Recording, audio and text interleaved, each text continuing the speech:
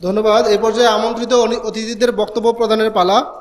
আমাদের এই প্রতিষ্ঠান থেকে অনেক শিক্ষার্থী বিভিন্ন পর্যায়ে ইন্ডাস্ট্রি লেভেলে ম্যানেজারিয়াল বিভিন্ন পজিশনে কর্মরত রয়েছেন। মার্চেন্ডাইজিং ম্যানেজার হিসেবে বিভিন্ন প্রতিষ্ঠানের দায়িত্বে নিয়োজিত আছেন। তো আজকে আমাদের মাঝে আমরা যাদেরকে পেয়েছি তারা শিক্ষকতায় আছেন। তো এই অতিথিদের মধ্য থেকে প্রথমেই আমি সম্প্রতি আমাদের কলেজ থেকে পাশ করে যাওয়া শিক্ষার্থী, যিনি নর্দার্ন ইউনিভার্সিটিতে খুবই ভালো পারফর্ম করে লেকচারার হিসেবে ওখানে নিয়োগ পেয়েছেন এবং সাফল্যের সাথে সেখানে তার কর্মজীবন অতিবাহিত করছেন, সেই গর্বিত ছাত্র জনাব শাহজালালকে সপ্তম ব্যাচের শিক্ষার্থী ছিলেন।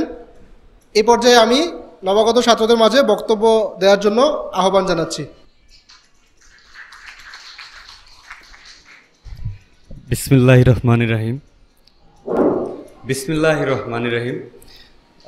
সাইফুল স্যারকে ধন্যবাদ জানাবো আজকের এই অনুষ্ঠানে আমাকে বক্তব্য দেওয়ার সুযোগ করে দেওয়ার জন্য। 13তম ব্যাচের ওরিয়েন্টেশন প্রোগ্রামে উপস্থিত সম্মানিত সভাপতি, আমাদের সার্বজনীন অভিভাবক অধ্যক্ষ ইঞ্জিনিয়ার মোহাম্মদ ইসমাইল মোল্লা স্যার এবং মঞ্চে উপস্থিত আমার সম্মানিত শিক্ষক মণ্ডলী এবং আমার বড় ভাই এখানে উপস্থিত আছেন, সম্মানিত অভিভাবকবৃন্দ এবং আমার কাছে সবচেয়ে গুরুত্বপূর্ণ আজকে হচ্ছে 13তম ব্যাচের শ্রদ্ধেয় ছোট ভাইরা, আসসালামু আলাইকুম। আমার হচ্ছে 2013 সালের এপ্রিল মাসের 20 তারিখ আপনাদের মতো একটা ওরিয়েন্টেশন প্রোগ্রামের মাধ্যমে আমরা এখানে ক্লাস শুরু করি। অনেকটা আশা নিরাশা এই জিনিসগুলো নিয়ে আমরা এখানে ভর্তি হই, কারণ আমার বন্ধুরা তখন কেউ বুয়েটে, কেউ কুয়েটে, ঢাকা ভার্সিটি, চট্টগ্রাম বিশ্ববিদ্যালয় এরকম বিভিন্ন জায়গায় অনেক ভালো পজিশনে ছিল। তো আমার মধ্যে কিঞ্চিত হিংসেবোধ বলেন বা একটা অপূর্ণতা এই জিনিসগুলো ছিল। তো অনেকে বুঝাইছে যে টেক্সটাইল ইঞ্জিনিয়ার হলে তো আর যাই হোক একটা চাকরি টাকরি পাওয়া যাবে, তো ভর্তি হয়ে যাবে এখানে। তো ওই মানে শুধু কথাই তো আর চিরে ভেজে না, তাই না? তো আসলাম এখানে, স্যারদের সম্মানিত মানে অনেক সহযোগিতা ছিল, ল্যাব, তারপর ক্লাসরুম যথেষ্ট ছিল, কিন্তু মনটা ভালো ছিল না। আসলে পড়ার কথা ছিল বুয়েটে আর পড়তেছি কোথাকার সেই কলেজে, ঠিক আছে? এটা একটা অপূর্ণতা ছিল। তো যাই হোক, আমি একটা কথা আমার মাথায় ছিল যে বুয়েটের স্টুডেন্টরা পারে, ঢাকা ইউনিভার্সিটির স্টুডেন্টরা পারে, তো আমরা কলেজের স্টুডেন্টরা আমরা কেন পারবো না? হ্যাঁ, আর মাথায় তো একটা জিনিস ছিল যে এখানে আর যাই হোক অন্তত একটা চাকরি তো পাওয়া যাবে, ঠিক আছে? আবার অনেকে বলে ওই পরীক্ষা শেষ হওয়ার আগেই নাকি চাকরি পাওয়া যায়, ঠিক আছে? তো আমি ফাইনাল পরীক্ষার আগে একটা মানে 2-3টা ইন্ডাস্ট্রিতে অ্যাপ্লাই করেছিলাম চাকরির জন্য আসলে। তো মজার ব্যাপার হলো এই কলেজ এবং আমাদের সাথে যে 4টা কলেজ ছিল সবগুলো কলেজের মধ্যে আমি সবার আগে চাকরি পেয়ে গেলাম, এবং সেটা হচ্ছে ফাইনাল পরীক্ষারও 1 মাস আগে, ঠিক আছে? অ্যাস্ট্রোটেক্স গ্রুপে অ্যাসিস্ট্যান্ট ইঞ্জিনিয়ার হিসেবে আমি এখানে আমার চাকরি জীবন শুরু করি। তারপরে 1 মাস চাকরি করার পরে এখানে এসে ফাইনাল পরীক্ষা দিয়ে আর কি হতে পারে। এটা ছিল একটা ব্যাপার। আরেকটা ব্যাপার ছিল স্যারদের ক্লাস দেখে মনে মনে একটা শিক্ষকতার প্রতি একটা অন্যরকম টান ছিল, যে স্যাররা ক্লাস নেয়, ক্লাসগুলো খুব এনজয় করে। বিশেষ করে এখানে ফখরুল স্যার আছেন, ওনার ক্লাস আমরা প্রত্যক্ষভাবে পেয়েছি। ইসমাইল মোল্লা স্যার, অধ্যক্ষ স্যার, ওনার ক্লাস আমরা পেয়েছি। তো স্যারদের ইন্টারেকশনটা আমার কাছে কেন জানি মনে হলো যে শিক্ষক হইলে কেমন হয়। হ্যাঁ, তো একটা বিশ্ববিদ্যালয়ে অ্যাপ্লাই করলাম। তো অ্যাপ্লাই করার পরে মনে মনে ভাবতেছিলাম সবাই তো বুটেক্সের, মোটামুটি 50 জন অ্যাপ্লাই করছে, ম্যাক্সিমামই হচ্ছে বুটেক্সের, আর আমি হচ্ছে এই জোরারগঞ্জ টেক্সটাইল ইঞ্জিনিয়ারিং কলেজ চিটাগংয়ে।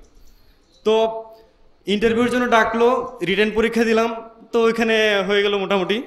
তারপরে হচ্ছে একটা ডেমো ক্লাস নিতে দেয়, ডেমো ক্লাসেও মোটামুটি শর্ট লিস্টেড হলাম। তারপর হচ্ছে ফাইনাল ভাইভা। তো ফাইনাল ভাইভা তো কীভাবে যেন কাকতালীয়ভাবে হয়ে গেল আর কি। তো এখন আমি একটা বেসরকারি বিশ্ববিদ্যালয়ে আছি লেকচারার হিসেবে, নর্দার্ন ইউনিভার্সিটি বাংলাদেশে। তো এটাই আর কি। আর আমার যে বন্ধুদের কথা বলেছিলাম যারা হচ্ছে বুয়েটে, কুয়েটে, তারপর ঢাকা ইউনিভার্সিটি, তো আমি জবের হিসেব করে দেখলাম আমি তাদের চেয়ে 1.5 বছর আগে আছি। মানে এখন পর্যন্ত আমার চাকরির বয়স হয়েছে 1.5 বছর, হ্যাঁ। আর আমার বন্ধুরা যারা অন্যান্য ভার্সিটিতে পড়তেছিল তারা এখন সবেমাত্র চাকরিতে প্রবেশ করতেছে, হ্যাঁ। আবার অনেকে এখনও মাস্টার্স করতেছে, হ্যাঁ। আমার মাস্টার্স তো হচ্ছে বুটেক্সে, আমরা মাস্টার্স করতেছি।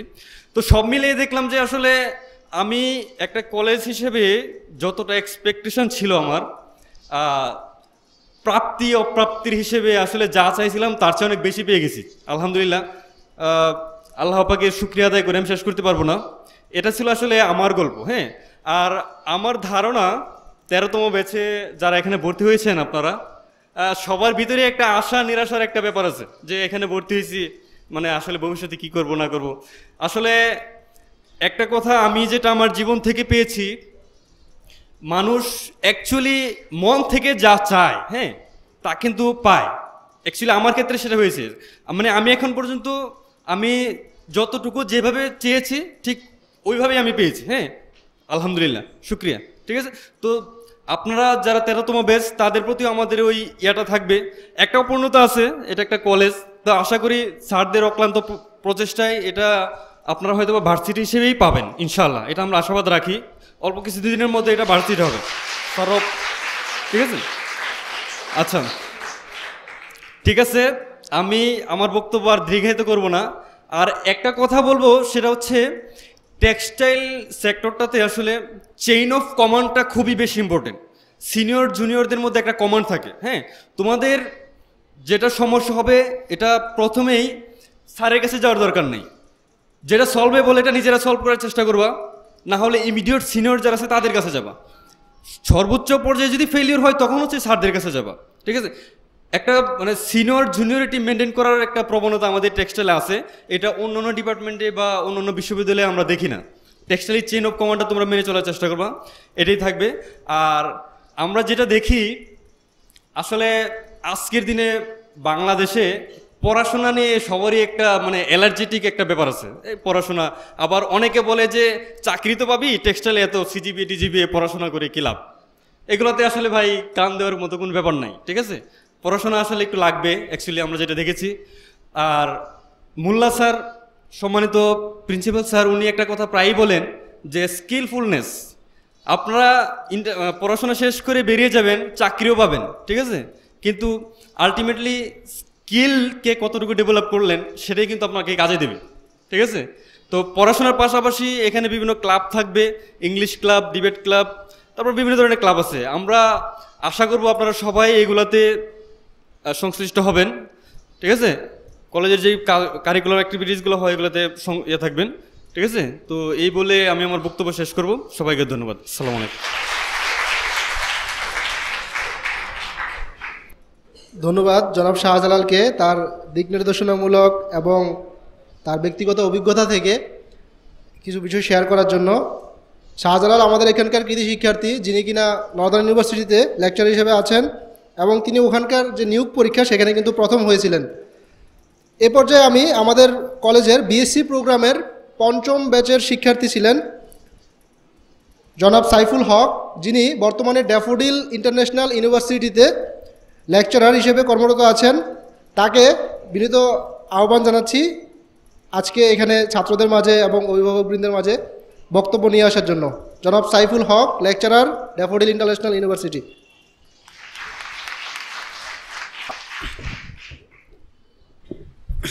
Bismillahirrahmanirrahim. The Honorable Convener of the Orientation Program, distinguished guests, honorable faculty members, staffs, guardians, and most importantly the newly admitted students, please take my salam and greetings. Firstly, I like to express my deep gratitude to our Honorable Principal Sir for giving me the opportunity to share something with the newly admitted students. It's really an honor for me to share the stage with our honorable faculty members and especially our mentor, my mentor and idol, Engineer Mohammad Ismail Mullah Sir. Thank you, sir. Dear newly admitted students, good morning. Firstly, I like to congratulate all of you for securing your position in the admission test and being admitted in this politics and smoking free campus. It means a lot. You are entering in a secured campus. It means a lot to me also. I want to take some minutes from you to say something about the career opportunity in textile sector and how you should prepare yourself. I think all of you know Bangladesh is the second largest ready-made garments manufacturing hub after China, and for that reason, new entrepreneurs are increasing day by day, especially in the R&D sector of Bangladesh. That means there are many job opportunities in this area. But you have to remember the competition is also increasing day by day. We know both private and public universities are producing a lot of textile engineers every day.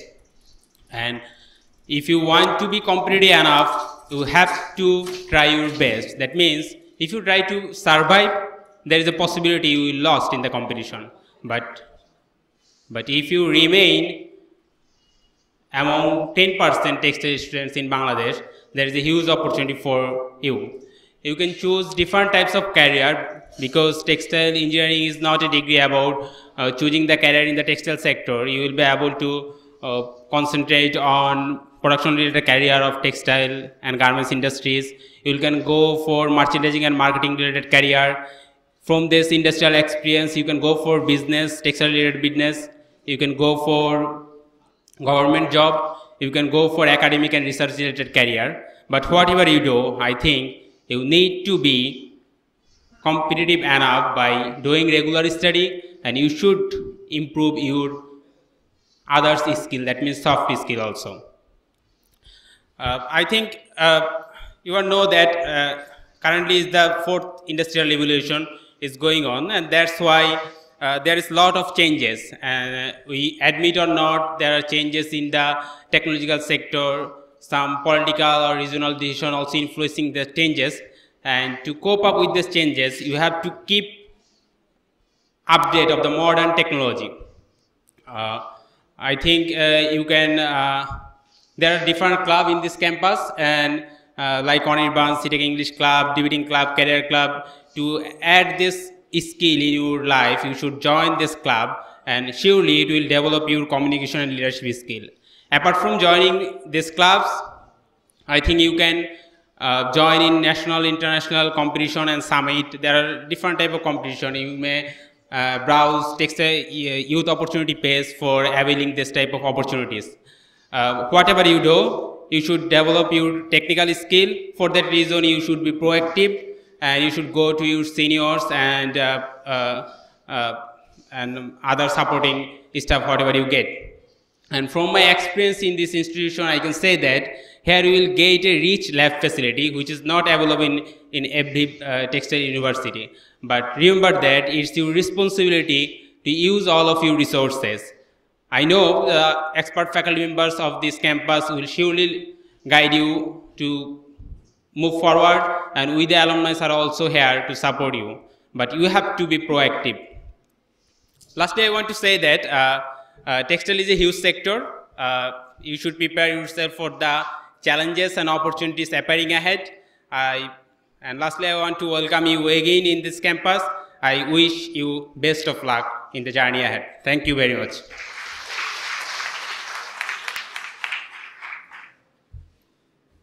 Thank you very much, Mr. Saiful Haq, lecturer, Daffodil International University, for his guideline, suggestion, and experience sharing with inspiration to new coming students. এই মুহূর্তে আমি আমন্ত্রণ জানাচ্ছি Bangladesh University of Business and টেকনোলজিতে senior lecture হিসেবে কর্মরত থাকা আমাদের এই কলেজের বিএসসি প্রোগ্রামের প্রথম ব্যাচের শিক্ষার্থী ছিলেন জনাব মোবারক হোসাইন। মোবারক হোসেনকে এই মুহূর্তে আমি আমন্ত্রণ জানাচ্ছি তার দিক নির্দেশনামূলক বক্তব্য নিয়ে আসার জন্য। জনাব Mobarak Hossain, senior lecturer, Bangladesh University of Business and Technology. আসসালামু আলাইকুম।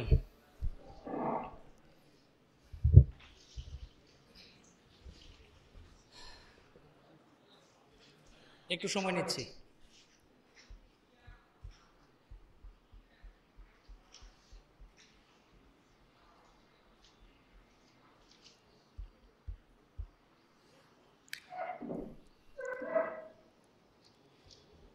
প্রথমে আমি আল্লাহর শুকরিয়া আদায় করতেছি। আসলে ওনার সাহায্য ছাড়া কোনো কিছুই সম্ভব না। এরপরে আমি ধন্যবাদ জানাচ্ছি আমার ইসমাইলুল্লাহ স্যারকে শ্রদ্ধেয়। আসলে আমার ক্যারিয়ারটা শুরু হয়েছে ওনার হাত দিয়ে। আমি ফার্স্ট বেস, তোমরা তো বুঝতে পারতেছো। এমন একটা সময় আমি এই ক্যাম্পাসে আসছি যখন এই ক্যাম্পাস কেউ চিনত না, ঠিক আছে, আমি নিজেও চিনতাম না। আমি যখন এখানে আসছিলাম তখন ছিল অন্ধকার, আমি বুঝতেই পারতেছিলাম না যে এখানে আসলে মানুষ থাকে কিনা। তারপরে হচ্ছে পড়ালেখা। এখান থেকে আমি সোজা একটা গাড়িতে করে চলে যাচ্ছিলাম আরও ভিতরে, মুহুরী প্রজেক্ট, আমার ফ্রেন্ড নিয়ে যাচ্ছিল। আরও অন্ধকার, কোনো আলো নেই, কোনো কিছু নেই, শুধু গাড়ি চলতেছে তো চলতেছেই। কতক্ষণ লাগবে আমার গন্তব্যে পৌঁছতে আমি জানি না। অসংখ্য, অবশেষে আমি দেখি না ওখানেও মানুষ আছে। তখন আমি নিশ্চিত হইলাম যে না, এখানে আসলে পড়ালেখা বা করা যায়। যখন দিনের বেলা বের হয়েছি তখন দেখছি না, এখানে আসলে মানুষ আছে। এবং স্যারদের হাত না ধরে, ওই যে তোমরা বলছিলা যে স্যার আমরা তো টেক্সটাইল সম্পর্কে কিছু জানি না। আমি আসলে টেক্সটাইল সম্পর্কে কিছুই জানতাম না। চান্স পাইছি, ভর্তি হয়ে গেছি, বাস শেষ, এক কথায় শেষ। কি এটা আমার জানার দরকার নেই। আমার টার্গেট ছিল যে আমার স্যারেরা আমাকে শেখাবেন, সরহ থেকে শুরু করে লাস্ট পর্যন্ত। আলহামদুলিল্লাহ তোমাদের থেকে 1 বছর আমি সময় বেশি পেয়েছিলাম। 4 বছরের জায়গায় আমার কোর্স শেষ হয়েছিল 5 বছরে। এবং আলহামদুলিল্লাহ, এটা আমি আলহামদুলিল্লাহ কেন বলতেছি, কারণ আমি অনেক বেশি সময় পাইছিলাম পড়ালেখা করার জন্য। এই জন্য আমি শুকরিয়া আদায় করতেছি। হয়তো বা এত সময় না পেলে আমি হয়তো বা টেক্সটাইল সম্পর্কে শিখতে পারতাম না। এরপরে স্যারের হাত দিয়ে ধরে যখন আমি ইন্ডাস্ট্রিতে ঢুকছি, আজব এক কারখানা, মনে হচ্ছে জেলখানা। চারিদিকে লক করা, ঢুকতেই পারতেছি না, ঠিক আছে। তো স্যারকে কল দিলাম যে স্যার এখানে তো ঢোকার পারমিশন নাই, মানে কিভাবে ঢুকবো। তো স্যার আবার বলছে আচ্ছা ঠিক আছে আমি কল করে দিচ্ছি, তারপরে তুমি যোগাযোগ করো। এরপরে আমি ঢুকতে পারছি। দ্যাট মিনস আমাকে কেউ অ্যালাউ করে না ইন্ডাস্ট্রিতে ঢোকার জন্য। তখন আমি বুঝতে পারলাম যে না, আমি আসলে এখনো যোগ্য না ইন্ডাস্ট্রিতে ঢোকার। যখন স্যারে ঢুকাইলো 2 মাস ধরে আমি ট্রেনিং করতেছি, এরপরে আমি বের হয়ে গেছি।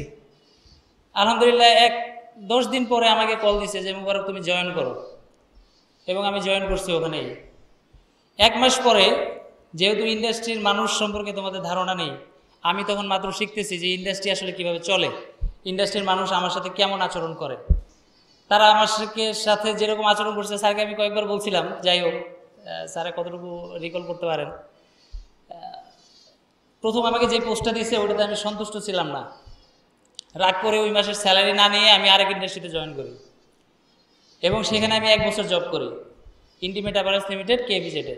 তার আগে কালুরঘাট বেস্ট টেক্সটাইল মিলস লিমিটেডে আমি জয়েন করি। মানে রাগ করে আর কি, স্যালারি নিয়ে নেই, ইচ্ছা করে যে আপনার স্যালারি আমার লাগবে না, ঠিক আছে। একজন ইঞ্জিনিয়ারকে আপনি যেই স্যালারি দিচ্ছেন, যে পোস্ট দিচ্ছেন, এটা আসলে একজন ইঞ্জিনিয়ারের জন্য কাম্য না। এরপরে আমি ইন্টিমেট অ্যাপারেলসে গেছি এবং সেখানে আমি 1 বছর ছিলাম, এবং আলহামদুলিল্লাহ 1 বছরে আমার ইনক্রিমেন্ট হয়েছে 4 বার, এবং আমি সন্তুষ্ট ছিলাম যে না, এখানে ইনক্রিমেন্ট হয়, এখানে যোগ্যতার আসলে রিওয়ার্ড পাওয়া যায়।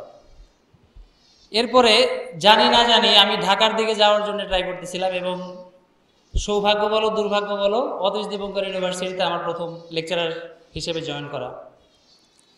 সেখানে আলহামদুলিল্লাহ 1 বছর জব করার পরে এই BUBT, অর্থাৎ বর্তমানে যেখানে আমি জব করতেছি সেখানে জয়েন করি, এবং সেখানে এখন বর্তমানে আমি 5 বছর ধরে কর্মরত। অনেক স্টুডেন্ট আমার হাতে অলরেডি বের হয়ে গেছে, এবং আলহামদুলিল্লাহ যে আমি জব যেগুলো ছেড়ে দিয়ে আসছি রাগ করে, আমি আমার স্টুডেন্টকে সবসময় বলি তুমি রাগ করে ছেড়ে দিও না, কারণ আমি অনেকগুলো রিওয়ার্ড ছেড়ে দিয়ে আসছি। আমার স্যারেরা আমাকে ওইভাবে হয়তো বা বিল্ড আপ করতে পারে নাই যে আমি ইন্ডাস্ট্রিয়াল এনভায়রনমেন্টকে সাস্টেইন করতে পারি। তো তখন আমি আমার স্টুডেন্টদেরকে চিন্তা করতেছি যে তাদেরকে কিভাবে সাস্টেইন করার জন্য, অর্থাৎ আমার টেক্সটাইল সেক্টরটাকে কিভাবে ওরা সাস্টেইন করবে, টিকে থাকবে। কারণ তোমরা জানো যে এখানে ম্যাক্সিমাম ওয়ার্কার যারা আছে তারা হচ্ছে অশিক্ষিত, তারা আমাদের প্রতিবেশী, কিন্তু তারা অশিক্ষিত, কিন্তু তাদের স্কিল্ড আছে। তারা পড়াশোনা না জানতে পারে, বাট দে আর স্কিল্ড। আর আমার পড়াশোনা আছে, but I am not skilled. আমি কি বুঝাতে পারছি? তাহলে 2টা গ্যাপ আছে এখানে, এই গ্যাপটা ফিল আপ করা দরকার। আমি আমার স্টুডেন্টদেরকে সবসময় বলি তুমি পড়ালেখা করতেছো, ডাজন্ট ম্যাটার, বাট তোমার স্কিল ডেভেলপ করতে হবে। আমি তোমাকে পড়াশোনা দিব, বাট স্কিল ডেভেলপ করা তোমার কাজ, এটা আমার কাজ না। আমাদের ল্যাব যে কটা আছে মেশিন, আলহামদুলিল্লাহ সবগুলো মেশিন চলে আর কি আমাদের ইউনিভার্সিটির। কোনো ল্যাবে কোনো মেশিন চলবে না, এটা হবে না। আমাদের চিটাগং ইউনিভার্সিটিতে তার চেয়ে ডাবল ট্রিপল মেশিন। বুটেক্সে আমি অলরেডি মাস্টার্স শেষের দিকে, সেখানের মেশিনও আমার সিটেকের মতো মেশিন নেই। কিন্তু বুটেক্স সিটেক্স দুইটার মধ্যে পার্থক্যটা কোথায়? ওদের মেশিনগুলো চলে, আমার মেশিনগুলো চলে না। বুঝতে পারছি? এগুলো তোমাদেরকে চালাইতে হবে, এগুলোকে রানিং করতে হবে। এখন কিভাবে রানিং করবে আমি জানি না, তোমাদেরকে এগুলো রানিং করতে হবে। সুইচ অন করে দিলে চলবে, চলে ভেঙে যাবে, ভেঙে যাক। ভাঙার পরে সেটা কিভাবে জোড়া লাগাইতে হয় সেটা যদি না জানি তাহলে আর আমি ইঞ্জিনিয়ার হইতে পারবো না। বাট এখানে একটু সেফটি মেজারমেন্ট আছে। সেফটি মানে প্রথম হচ্ছে তুমি নিজে সেফ কিনা সেটা দেখে দেন এটাকে রান করতে হবে। ঠিক আছে বিষয়টা? তাহলে এইভাবে তোমাকে চিন্তা করতে হবে যে তুমি আসলে কি করবা। আমাদের এখানে যেই সব মেশিন আছে এগুলো যদি তুমি চালাও, আমার মনে হয় কিছু কিছু জিনিস এখন ইন্ডাস্ট্রিতেও নাই। মানে আমাদের এখানে যেসব মেশিন আছে এগুলো ইন্ডাস্ট্রিতেও তুমি পাবা না। আমি ভার্সিটিকে কেন বড় করে দেখি ইন্ডাস্ট্রির থেকে, কারণ ভার্সিটি তোমাকে সবগুলো ডিপার্টমেন্ট শিখাবে, একটা ইন্ডাস্ট্রি তোমাকে কখনো সব কিছু শেখাইতে পারবে না। যেমন উইভিং ইন্ডাস্ট্রিতে শুধু তুমি উইভিং শিখতে পারবা, এখানে নিডিং শিখতে পারবে না। উইভিংয়ের পরে ডাইং যদি তোমাকে শিখতে হয়, ডাইং আরেকটা ইন্ডাস্ট্রিতে যেতে হবে। ডাইংয়ের পরে যদি তোমাকে গার্মেন্টস বানাইতে হয় তাহলে আরেকটা ইন্ডাস্ট্রিতে যেতে হবে। আমি কি বুঝাইতে পারছি কথাটা? আর এটা একটা বিশাল ইন্ডাস্ট্রি, অর্থাৎ টেক্সটাইল ইন্ডাস্ট্রি একটা বিশাল ইন্ডাস্ট্রি। তোমার এক জীবনে সবগুলো ডিপার্টমেন্টে চাকরি করার সৌভাগ্য তোমার নাও হইতে পারে। আলহামদুলিল্লাহ আমি 4টা ডিপার্টমেন্টে কাজ করছি: quality, knitting, dyeing, finishing, sewing, cutting and packing. খালি আমার বাকি ছিল মার্চেন্ডাইজিংটা করার। অনেক শখ ছিল আমি মার্চেন্ডাইজিংয়ে জব করব এবং আমার টার্গেটই ছিল মার্চেন্ডাইজিংয়ে যাওয়ার। কিভাবে যেন আমার সিভিগুলো ভার্সিটিতে চলে গেছে। ঠিক আছে, আমি ভাবছি বোধহয় ভার্সিটি মার্চেন্ডাইজার, বাস গিয়ে জয়েন করছি। কিন্তু পরে বুঝলাম যে না, এটা আসলে মার্চেন্ডাইজার হচ্ছে লেকচারার পোস্ট, এখানে পড়াইতে হবে, এখানে টিচিং করতে হবে। তখন নিজেকে আবার টিচার হিসেবে কীভাবে গড়ে তুলতে হয় সেই দিকে মনোযোগ দিছি। ঠিক আছে, এটা হচ্ছে আমার ব্যাকগ্রাউন্ড। যদিও নিজের প্রশংসা করতে নাই, আমি আসলে নিজের প্রশংসা করতে চাই না, আমি একজন ছোট মানুষ। আর টেক্সটাইল ইন্ডাস্ট্রিতে আমি আসলে কেউ না। তবে আলহামদুলিল্লাহ আমার স্টুডেন্ট এখন অনেকগুলো ইন্ডাস্ট্রিতে তারা বিভিন্ন পোস্টে জব করতেছে। হয়তোবা আমি এখানে থাকলে আমি অনেক স্টুডেন্ট পাইতাম যারা বিভিন্ন ইন্ডাস্ট্রিতে আমাকে রিপ্রেজেন্ট করবে এবং তারা বলবে যে আমি হচ্ছি মোবারকের ছাত্র। যেমন আমি বলি যে আমি হচ্ছি ইসমাইল মোল্লা স্যারের ছাত্র। সুতরাং তুমি আমার সাথে ফাইজলামি করলে চলবে না। আমার নলেজ তোমার নলেজ ডিফারেন্ট। ঠিক আছে, তোমার থিওরি কাজ করতেছে না, ডাজন্ট ম্যাটার, বাট আমার প্র্যাকটিক্যাল এবং থিওরি দুইটাই আমার কাজ করতেছে।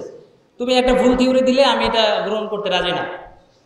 তুমি ইন্ডাস্ট্রিতে অনেক কিছু পারো কিন্তু আমারটা নাও পারতে পারো, কারণ আমি যেটা চাচ্ছি তুমি সেটা পারো না। ঠিক আছে, এভাবে আমি এগিয়ে যাচ্ছি, আমাকে চেঞ্জ করতেছি। এখন কথা হচ্ছে তোমাদের জন্য আমি কিছু ছোট্ট একটা গাইডলাইন দিব, কারণ ক্যারিয়ারটা একটু ডিফারেন্ট। আমরা যদিও বলি এখানে 4 বছর আসছি, 4 বছর তুমি এখানে পদচারণা করবা এবং তোমাদের এখানে একটা ইন্ডাস্ট্রিয়াল জোন হচ্ছে রিসেন্ট, তোমরা হয়তো বা খবর জানো। আর যেহেতু আমার এখানে সবচেয়ে বেশিরভাগ স্টুডেন্ট হচ্ছে চট্টগ্রামের, অলরেডি তোমাদের চট্টগ্রাম হচ্ছে ইকোনমিক জোন, আর এখানে আর একটা নতুন জোন হচ্ছে। কুমিল্লার স্টুডেন্ট আসো, কুমিল্লা হচ্ছে একটা ইকোনমিক জোন। ঢাকার কিছু আসো, কিন্তু ঢাকায় ইকোনমিক জোন হিসেবে থাকবে না বেশি দিন, কারণ ওয়াটার পলিউশন হচ্ছে এবং আলটিমেটলি ইন্ডাস্ট্রিগুলো সরে যাচ্ছে বিভিন্ন দিকে। আর একটা আশার আলো বলি, সেটা হচ্ছে যে তুমি এখন কোন দিকে যাবা, তোমার ক্যারিয়ারটা আসলে কোন দিকে নিবা, এটা হচ্ছে তোমাকে এখন থেকে তোমাকে খোঁজ খবর নিতে হবে। পড়ালেখা তুমি কিভাবে করবা, জবের জন্য করবা, বিজনেসের জন্য করবা, নাকি নিজেকে ডেভেলপমেন্টের জন্য করবা, সেটা তোমাকে এখনই ডিসাইড করতে হবে।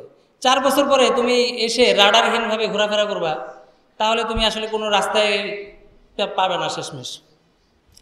তোমার সময় হাতে 4 বছর আর কি, এখানে এখন যেহেতু লিমিটেশন কম আর কি, সময় কম, 4 বছরের মধ্যে তোমাকে বের হতে হবে এবং 4 বছরের মধ্যে তোমাকে শিখতে হবে। 4 বছরের মধ্যে তোমাকে কয়েকটা জিনিস শিখতে হবে। একটা হচ্ছে টেক্সটাইল। What is textile? ওই যে বলছে কিছুই জানি না, জটিল জিনিস।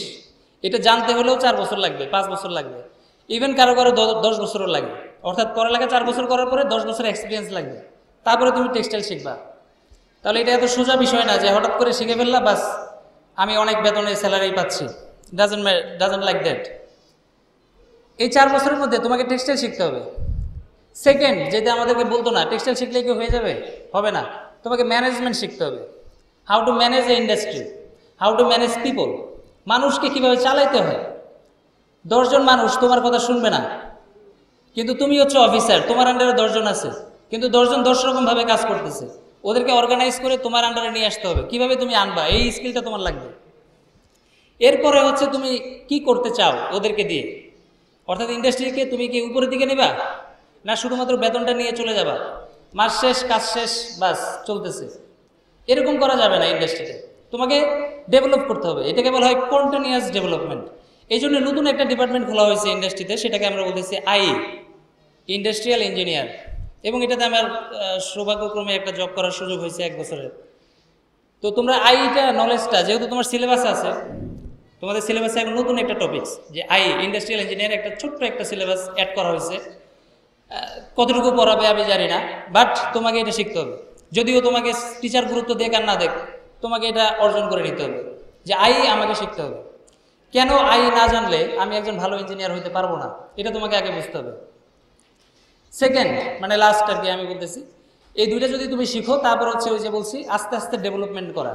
তুমি যেই পজিশনে থাকো না কেন, ইন্ডাস্ট্রি হোক, পড়াশোনা হোক, ভার্সিটি হোক, অথবা তুমি একটা বিজনেস করতে চাও, তাহলে তোমাকে এগুলো সবগুলো আস্তে আস্তে ডেভেলপ করতে হবে, শিখতে হবে। এখন কীভাবে শিখবা? আমাদের লাইব্রেরিতে আমি যতটুকু ঘুরছি আর কি, টেক্সটাইল রিলেটেড বই, কিছু সাহিত্য রিলেটেড বই, আর কিছু অন্য কিছু বই আছে যেগুলো আসলে আমার দরকার নেই, এই জন্য আমি ওগুলো দেখি না। আমার যে কটা বই লাগে সেই কটা, ওখানে আমি দেখছি কি আরও অনেক কিছু বই দরকার তোমাদের, যেগুলো আসলে আমাদের সিলেবাসে নাই, কিন্তু তোমাকে ওটা না পড়লে তুমি আসলে শিখতে পারবে না। ম্যানেজমেন্ট একটা বই পড়লে আসলে শেখা হয় না, ম্যানেজমেন্টের অনেকগুলো গুণ আছে, সেটা আমরা শিখতে পারতেছি না। এই জন্য তোমাকে ম্যানেজমেন্ট রিলেটেড ডিফারেন্ট বই, টাইপস অফ বইগুলো পড়তে হবে। বিজনেস করতে চাচ্ছে, ওই যে স্যার একজন বলে গেছে যে রিলায়েন্স গ্রুপ, তোমাকে বুঝতে হবে রিলায়েন্স গ্রুপ কতটুকু, একটা রিলায়েন্স গ্রুপ বানাইতে হলে কয়জন লোক লাগবে, একটা রিলায়েন্স গ্রুপ বানাইতে হলে কতগুলো মূলধন লাগে, এই ব্যবসাটা করাইতে গেলে কতবার লস করতে হয়। একটা বিজনেস যখন চালু করবা তখনই তোমার লস হবে, লস, এই লস করা শিখতে হবে। তুমি ভাইবো না যে স্যার আমি বিজনেসের মালিক হয়ে যাবো, অর্থাৎ মালিক হওয়া শেখার আগে তোমাকে আগে শিখতে হবে লস করতে হয় কীভাবে। যদি লস করা শিখতে পারো তাহলে তুমি লাভ করতে শিখবা, উল্টা দিকে আসবে।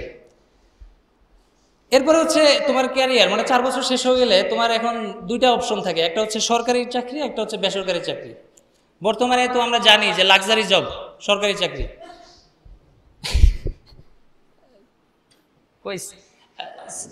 তোমাদের সাইফুল স্যার, বিশেষ করে আমার ব্যাচমেট আর কি, ফার্স্ট ব্যাচে, তো সে সরকারি জব করতেছে, আমি করতেছি বেসরকারি জব।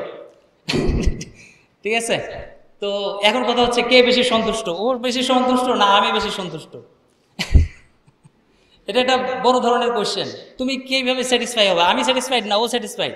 এখন যদি তুমি দুজনকে ডাকো একসাথে, এ তো বন্ধু কে বেশি স্যাটিসফাইড বল? এই জন্য আমি বলছি আমি একটু সময় নিতে চাচ্ছিলাম। আমি ইচ্ছা করে সরকারি চাকরিতে কখনো অ্যাপ্লাই করি নাই, এবং আমার কখনো ইচ্ছাও ছিল না যে আমি সরকারি চাকরি করব। কারণ হচ্ছে আমার বাবা ছিল বাংলাদেশ নেভি থেকে অবসরপ্রাপ্ত, 30 ইয়ার্স, মানে 30 বছর উনি বাংলাদেশকে সার্ভিস দিয়েছেন। দেশপ্রেম যদি বলো, দেশপ্রেম আমার বাবার কাছে আছে, উনি সমুদ্র পাহারা দিছে বাংলাদেশে। আমি কেন সরকারি চাকরি করতে চাই না? ঠিক আছে, এটা আসলে দুঃখের আর কি, যে আমার বাবা আসলে আমাদের পিছনে সব সময় নষ্ট করছে, ভাবছে সরকারের জন্য সবকিছু দিছে, কিন্তু উনি জীবনে যা অর্জন করছে সব আমাদের পিছনে ঢেলে দিছে। তো আমার টার্গেট হচ্ছে শুধু বাবা মাকে যত্ন নেওয়া, আমার আর কারো যত্ন নেওয়ার দরকার নেই। ঠিক আছে, আমি বেতন পাবো, বাবা মাকে দিয়ে দিব, ওনারা চলবে। মানে আমি এখন চলতে চাই না, আমি চাই আমার বাবা মা যাতে চলুক। এই জন্য আমি বেসরকারি চাকরিটাকে প্রাধান্য নিচ্ছি, কোনো সরকারি না। সরকারের জন্য আমি চাকরি করতে চাই না, সরকারকে আমি ট্যাক্স দিচ্ছি। ঠিক আছে, টেক্সটাইল ইঞ্জিনিয়ারিংদের একটা সুখবর বলবো না দুর্ভাগ্য বলবো, বাংলাদেশের জুট ইন্ডাস্ট্রি বর্তমানে সরকার ছেড়ে দিচ্ছে, বলছে এটা আমি আর হ্যান্ডেল করতে পারতেছি না, এটা তোমরা নিয়ে যাও। কি তোমাদের হাতে ছেড়ে দিছে বাংলাদেশ সরকার? 1975 সাল থেকে এই পর্যন্ত জুট ইন্ডাস্ট্রিগুলো সরকারি ছিল এবং এগুলো লস করতেছে। এই 40-45 বছর ধরে একটা ইন্ডাস্ট্রি লস করতেছে, কারো কোনো মাথা ব্যথা নাই। সরকারের এতগুলো মাথা কাজ করতেছে বাংলাদেশে, কারো কোনো মাথা ব্যথা নাই। এবং তারা কি কাজ করতেছে যার কারণে এগুলো লস হচ্ছে? সরকারের অনেক প্রতিষ্ঠান আছে যেগুলো লস করতেছে। তো এখানে তোমাদের একটা শিক্ষণীয় বিষয় আছে যে তুমি বেসরকারি চাকরি করলে এখানে লস হবে না, এখানে লাভ হবে। এবং এখানে কোনো লিমিট নাই, স্যালারির কোনো লিমিট নাই। সরকারি চাকরির স্যালারির একটা লিমিট আছে, যদি পাই তাহলে বেশি পাবো, কম পাবো কেন? বুঝতে পারছি? ইন্ডাস্ট্রিতে স্যালারি 8 লাখ টাকা হইতে পারে, বাট সরকারি চাকরিতে 8 লাখ টাকা স্যালারি কখনো হবে না। তাহলে সরকারকে কয়েকবার, অর্থাৎ 5 বছর পর পর তাকে স্যালারি রিভাইজ করতে হবে, প্রত্যেকবার রিভাইজ করতে হবে। যতবার তোমার স্যালারি বাড়াতে যাবে ততবারই তোমাকে রিভাইজ করতে হবে। কিন্তু বেসরকারিতে এত রিভাইজ নাই। আমি চাচ্ছি বাস আমাকে দিতে হবে, না দিলে আপনার ইন্ডাস্ট্রি ক্লোজ করে চলে যান, আপনিও চলে যান, আমিও চলে যাই। বুঝতে পারছি? তোমাকে দায়িত্ব নিয়ে নিতে হবে পুরো ইন্ডাস্ট্রির। তুমি একজন কর্মচারী হিসেবে থাকলে ইঞ্জিনিয়ারের কোনো মূল্য নাই। বর্তমানে আমাদের দেশের ইঞ্জিনিয়াররা একজন কর্মচারী হিসেবে কাজ করতেছে, ইঞ্জিনিয়ার হিসেবে কাজ করতেছে না। ঠিক আছে? ডাক্তার ডাক্তার হিসেবে কাজ করতেছে, বুঝতে পারতেছো? একজন ডাক্তার কিন্তু ডাক্তারি পেশায় করতেছে এবং সে কিন্তু ইনকাম করতেছে। কিন্তু আমাদের ইঞ্জিনিয়াররা ইঞ্জিনিয়ারিং করতেছে না, ওরা করতেছে যার চাকরি। একটা চাকরি করতেছে, বসে যা বলে ইয়াস স্যার করে করে চলে আসে, নো স্যার আর বলতে পারে না। স্যারকে কিন্তু আমি সরাসরি বলে দিছি, স্যার আমি আসতে পারবো না। স্যারের যদি মনে থাকে, স্যার আমাকে দাওয়াত যখন দিছিল, যখনই দাওয়াত দিছে তখনই আমি বলছি স্যার আমি আসতে পারবো না, কারণ এটা মাসের শেষ সপ্তাহ, আমার স্যালারি শেষ হয়ে যাবে আর কয়েকদিনের মধ্যে, আমি এত দূর আসতে পারবো না, কারণ আমি চাকরি করতেছি। তো তোমাকে বুঝতে হবে যদি তুমি কি চাকরি করবা না ব্যবসা করবা, দুইটা তোমাকে আগে থেকে ঠিক করতে হবে। ইনভেস্ট, মূলধন, এটা জোগাড় করতে হবে। তুমি যদি ব্যবসা করতে চাও মূলধন লাগবে। 4 বছর পরে তুমি বলবা যে স্যার 4 বছর তো আমি টেক্সটাইল করছি, এখন ব্যবসা করতে নামবো। তোমার কাছে কোনো টাকা নেই, তুমি কি নিয়ে ব্যবসা করবা? তোমার কাজ হচ্ছে এখন থেকে 4 বছর পরের জন্য জমানো। 4 বছর পরে তুমি ব্যবসা করতে চাও, তাহলে এখন থেকে জমানো শুরু করো, 4 বছর পরে তুমি ব্যবসা শুরু করতে পারবা। আর যদি 4 বছর পরে বলো যে হ্যাঁ স্যার এখন তো আমি ব্যবসা করতে চাই, কি করব? এখন এই যে পাগলের মতো প্রশ্ন করলে আসলে কোনো অ্যান্সার তুমি পাবা না। তুমি সবার থেকে খালি আশার বাণী শুনবা যে হ্যাঁ এটা করো, এটা করো, এটা করো, কিন্তু কি করবা তুমি খুঁজে পাবা না। এই জন্য তোমাকে আগে নিজের লেভেলটা জানতে হবে, নিজের উইকনেস কোথায়, নিজের স্ট্রেংথ কোথায়, এগুলো বের করে ফেলতে হবে যে আমার দক্ষতা কতটুকু, আমি পারবো না পারবো না। ঠিক আছে? কি ঘুম আসতেছে অনেকের? হাই তুলতেছে।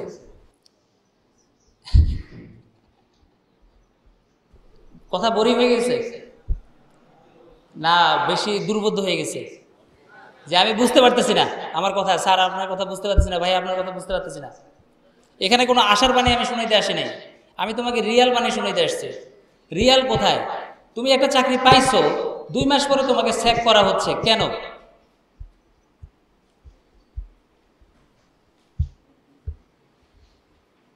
কি এটা কিন্তু বেসরকারি চাকরি, তোমার চাকরি কোনো পার্মানেন্ট নাই। আমি 5 বছর ধরে চাকরি করতেছি, আমি এখনো টেম্পোরারি, যে কোনো সময় আমাকে স্যাক করতে পারে।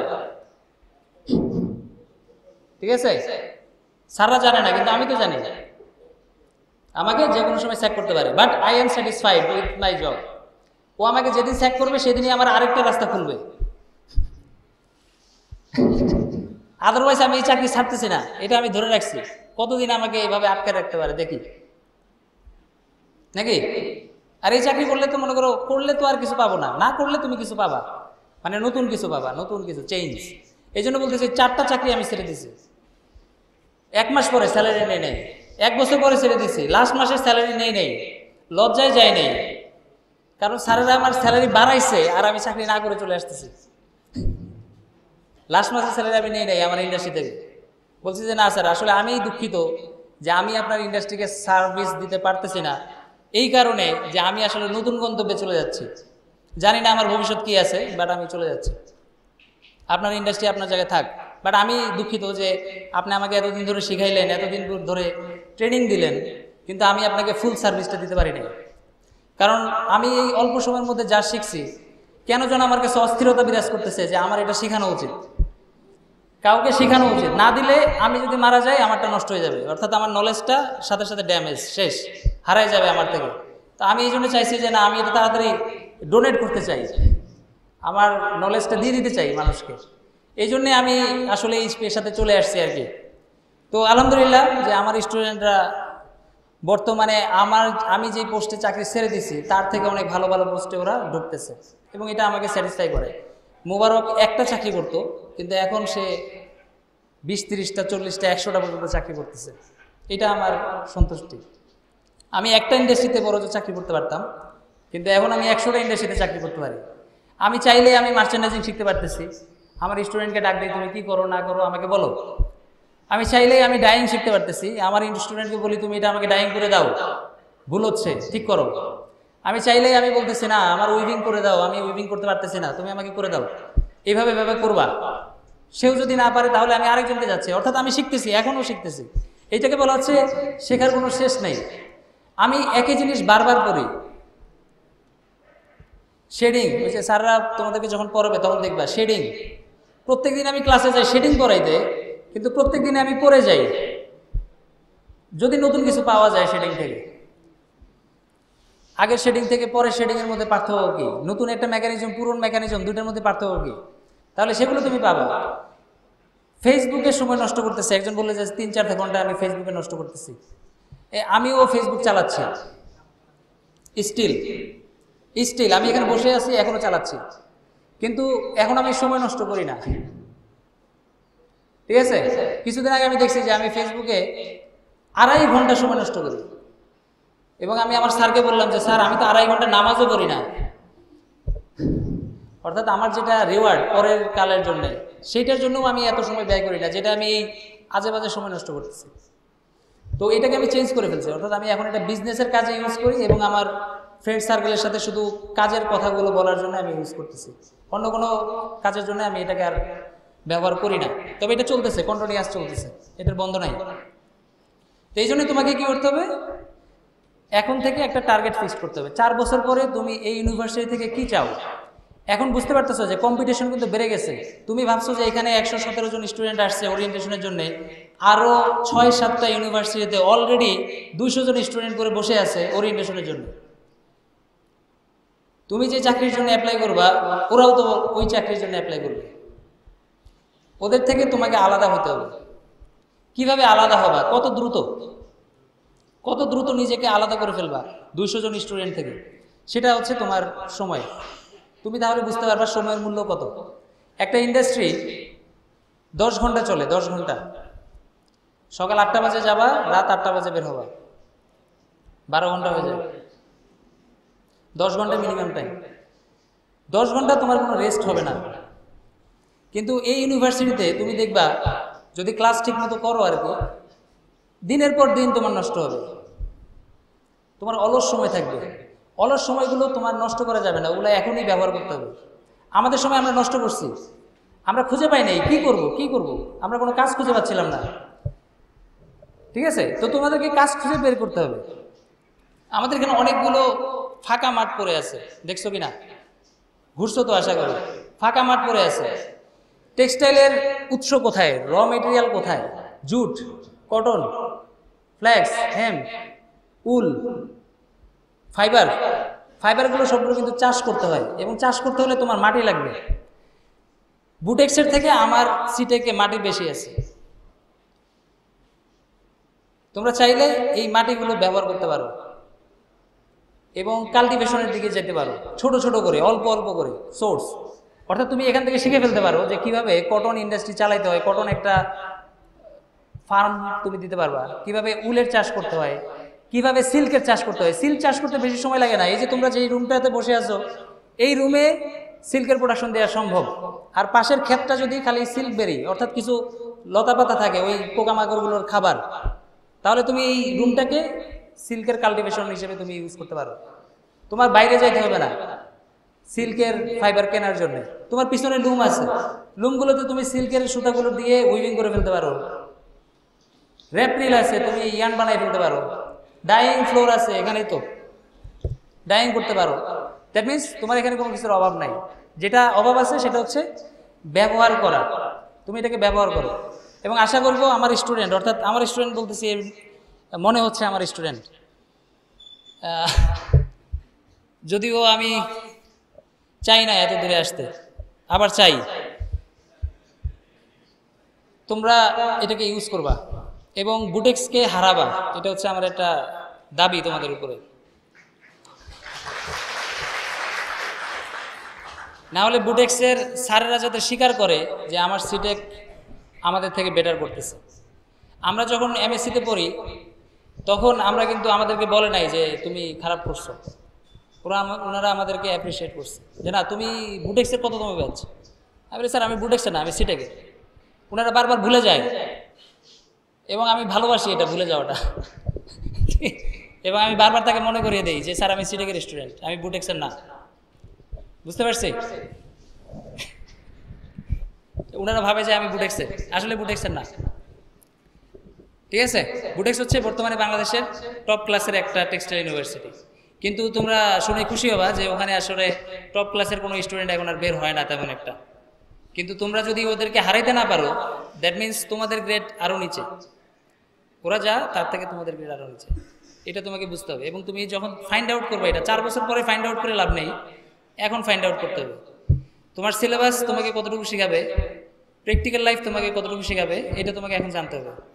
স্যারকে আমি শুধু একটা দাবি জানাবো যে স্যার, আমরা কিন্তু একবার দাবি জানিয়ে গেছিলাম যে আমাদের পুরো ক্যাম্পাসটা ওয়াইফাই নেটওয়ার্কের আন্ডারে আসবে, কারণ আমরা নেটওয়ার্কের বাইরে ছিলাম। আমি চাই না ভবিষ্যৎ প্রজন্ম নেটওয়ার্কের বাইরে থাকুক। তো তোমরা আশা করবো এটা নিয়ে নিবা স্যারদের থেকে যে আমরা পুরো ক্যাম্পাসটা ওয়াইফাই নেটওয়ার্কের আন্ডারে আসবো এবং এটার স্পিড হবে ভালো। স্পিড কাজ করে না তাহলে এই ওয়াইফাই এর কোনো দরকার নেই। আমি আমার স্টুডেন্টকে বলি, ওই আমাদের বিউবিটিতে শুধু টিচাররা ব্যবহার করতে পারে ওয়াইফাই, স্টুডেন্টরা পারে না। স্টুডেন্টকে আমি বারবার বলতেছি তোমরা কেন জানাচ্ছ না যে তোমাদের জন্য ওয়াইফাই তো আমার জন্য না, আমার টাইম তো শেষ, ওয়াইফাই লাগবে তোমার, ওইটা বন্ধ করে রাখলে তাহলে আর লাভটা কি? কারণ আমাকে ওয়াইফাই ইউজ করতে দিছে কিন্তু আমার স্টুডেন্ট ওয়াইফাই ইউজ করতে পারে না। তাহলে একটা কিছু যদি আমি শিখতে চাই তাহলে আমি সার্চ করে পাচ্ছি কিন্তু আমার স্টুডেন্ট সার্চ করে পাচ্ছে না। এটা হইলে তো আসলে শেখার জায়গাটা থাকবে না। এখন বর্তমানে আমার স্টুডেন্টরা খুঁজে বের করে যে স্যার আপনি তো ভুল করাইছেন, এটা তো এরকম। তখন আমি আবার সার্চ দিই যে হ্যাঁ তুমি এটা বললা, তাহলে আমি কোনটা জানি দেখি। এখন আমি সার্চ দিয়ে দেখি না আমি তো আসলে ভুল করাইলাম, ঠিক আছে তাহলে এটাই হচ্ছে সঠিক, তুমি যেটা বলছো। বুঝাইতে পারছি? 2 ওয়ে লার্নিং তোমার এটা চালু করতে হবে। আমি না পারলে তুমি আমাকে সাহায্য করবা, তুমি না পারলে তোমাকে আমি সাহায্য করবো। সিনিয়র জুনিয়র এখানে নাই, আমাদের সময় আমরা এটা মেনটেন করি নাই। অর্থাৎ আমরা যেহেতু ফার্স্ট বেস ছিলাম সবসময় সিনিয়র, ঠিক আছে? এর কোনো জুনিয়র টিনিয়র সিনিয়র এগুলোর কোনো বেল নাই, আমাদের কাছে নাই। আমরা এখন পর্যন্ত এটা ফলো করি না, ঠিক আছে? এখন তোমরা কি করবা তোমাদের ব্যাপার, কারণ তোমরা আসলে জুনিয়র। তোমরা এখন কিভাবে শিখবা যে বড়দের থেকে কিভাবে আরো বেশি শেখা যায়, বড়দেরকে কিভাবে হারাইতে হয়, এটা শিখতে হবে। আশা করবো অনেক অভিভাবক আছেন, তাদের ক্ষেত্রে 2টা ছোট্ট একটা আইডিয়া আমি বলে যাচ্ছি। যাদের পিতামাতা ব্যবসা করে আর যাদের পিতামাতা চাকরি করে, এই 2টা শ্রেণীর মানুষের মধ্যে অনেক বড় পার্থক্য আছে। একজন চাকরিজীবী মানুষ সবসময় চায় তার ছেলেটা চাকরি করুক, যেমন আমার বাবা। আর একজন ব্যবসায়ী মানুষ সবসময় চায় যে তার ছেলে ব্যবসা করুক, কারণ ব্যবসায় মূলধন বেশি, প্রফিট বেশি, চাকরিতে মূলধন বেশি না। তো ওই প্যারেন্টসদের থেকে আসলে এই ইন্সপাইরেশনটা অনেক সময় আসে না যে তুই একটা ব্যবসা কর, কারণ চাকরিজীবী পিতামাতারা সবসময় মনে করে যে আমার ছেলে ব্যবসা করলে তো লস খাবে, আলটিমেটলি আমি যা জমাইছি সব এসে খেয়ে ফেলবে, উড়াই দিবে। তাহলে এটা আসলে পিতামাতাদের থেকেও একটু সাপোর্ট দেওয়া দরকার, একটা টেস্ট করা দরকার যে আপনার ছেলে একটু করুক না, একটা কিছু করুক, ট্রাই করুক, ফেল করুক। আচ্ছা এটা ফেল করছো, কেন ফেল করছো, বাইর করো, আবার ট্রাই করো। এই যে বারবার ট্রাই করার মাধ্যমে একটা সময় আপনার ছেলে দেখা যাবে ব্যবসাতেই মনোযোগী হবে। ব্যবসাগুলো সবসময় ছোট থাকে, এগুলো আস্তে আস্তে বড় হয়। এটা যদি তোমরা অ্যাপ্লাই করতে চাও, অর্থাৎ তোমাদের মধ্যে যাদের পিতামাতা ব্যবসায়ী, তাদের পিতামাতার সাথে সময় একটু বেশি কাটাবা, কারণ তোমার বাবা মা ব্যবসায়ী, মানে সারা জীবন উনি কিভাবে লাভ লস করে সেটা উনি জানে, তোমাকে সেটা শেখাবে। আর আমার বাবা সবসময় বলে এই তুই বসের সাথে করস কেন, ঝগড়া করস কেন, তুই বসে যাই তেল মারবি, তাইলে না তোর প্রমোশন হবে, ঠিক আছে? বলে তুই যাবি বসের সাথে বলবি, ভালো ভালো ব্যবহার করবি, তাইলে না তোর প্রমোশন হবে। আমি বলি আমি বসের সাথে তেল মারার জন্য আমি কেন যাব? আমি তো চাকরি পেয়েছি বসের কারণে না, চাকরি পেয়েছি আমার কারণে। প্রমোশন দিলে আমাকে দেবে, বসকে দিবে নাকি? তো বসকে আমি তেল মারা করতে যাবো কি জন্য? সুতরাং এটা আমি কখনো ফলো করি না। এবার যা খুশি হোক, তো চাকরি আমি করতে চাই না। তো আমি তোমাদের কাছে দোয়া চাই আমি যেন চাকরিটা আবার ছেড়ে দিতে পারি। ঠিক আছে, ওকে, ধন্যবাদ সবাইকে, তোমরা সবাই সামনে